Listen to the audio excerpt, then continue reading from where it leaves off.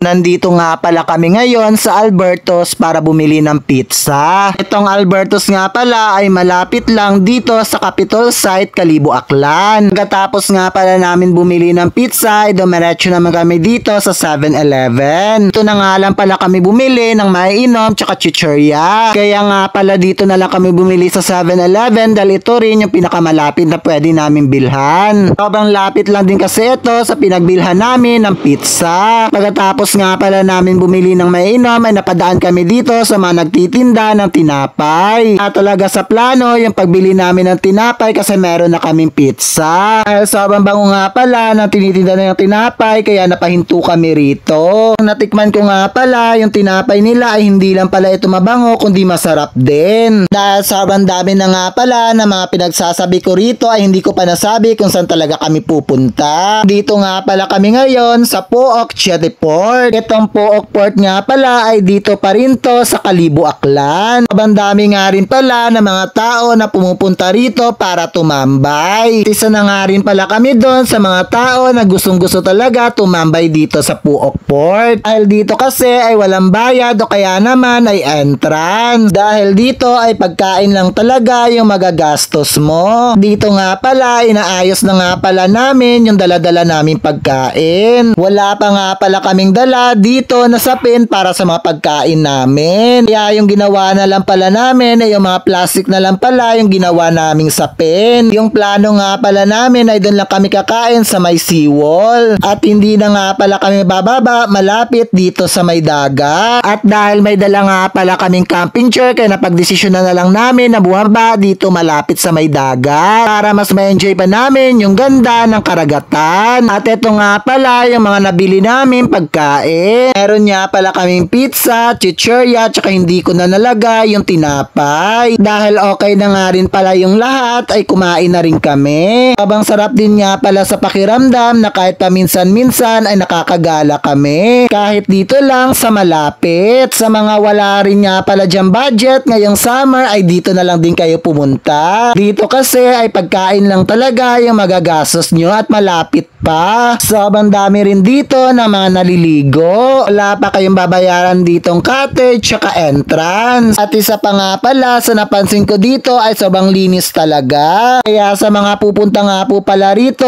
ay iwasan po natin ang pagkakalat para mapanatili po natin yung kalinisan dito sa Pook Port. Pagkatapos nga pala namin kumain ay gusto palang gawin itong kapatid ko at saka ni Ann yung dating trending sa TikTok. Yung trending nabubuhati ng lalaki yung babae. Pero sa tingin ko ay hindi talaga nila magagawa. Kaya yung sabi ko na lang dito sa kapatid ko ay hawakan na lang namin yung paanian tsaka iangat para sigurado talaga na magagawa nila yung dating trend sa TikTok. At dahil hindi nga pala nila nagawa, yung sabi ko na lang ay gawa kami ng ibang video. Yung video na i-upload ko sa TikTok. At buti na lang talaga ay nakasama sila kaya yung sabi ko ay takbo at saka talon. At dito nga pala ay sabi ko ay kaway-kaway naman kami sa langit. Pagkatapos nga pala namin gumawa ng video ay napagdesisyon na namin na maligo. Lahat nga pala kami rito ay wala kaming dalang ekstrang damit. Kaya uuwi talaga kami na basang-basa. Kahit nga pala towel ay wala talaga kaming dala kasi wala talaga kaming plano na maligo dito. At dahil sobrang dami nga pala na mga naliligo ay nainggit kami kaya naligo na rin kami rito. At dahil sobrang na-enjoy nga pala namin yung paliligo rito ay hindi na namin napansin yung paglubog ng araw. Buti na lang talaga hawak-hawak ng kuya ko itong cellphone ko kaya na-videohan niya pa yung paglubog ng araw. At nung natapos na nga pala kami maligo ay napagdesisyon na namin na umuwi na. Tulad nga pala ng sabi ko kanina ay lahat ng kalat namin ay linigpit talaga namin. Ayaw rin kasi namin na may maiwan kaming kalat rito. Kaya lahat talaga na mabasura namin ay inilagay namin sa plastic tsaka inuwi. Pero bigla ko lang palang napansin na nakatayo nga lang pala ako dito at wala naman akong naitulong. Pero yung mahalaga ay naiuwi namin lahat ng kalat namin at wala kaming iniwan. At dahil medyo madilim na nga pala ay nagsimula na kaming maglakad dahil medyo malayo rin na pagparkingan namin. At habang naglalakad nga pala kami rito ay bigla ko lang talagang napansin na padami na nga pala ng padami yung mga tao. Mas marami kasi talagang tumatambay dito tuwing gabi. Kaya dito na lang muna ang ating mini vlog. Paalam!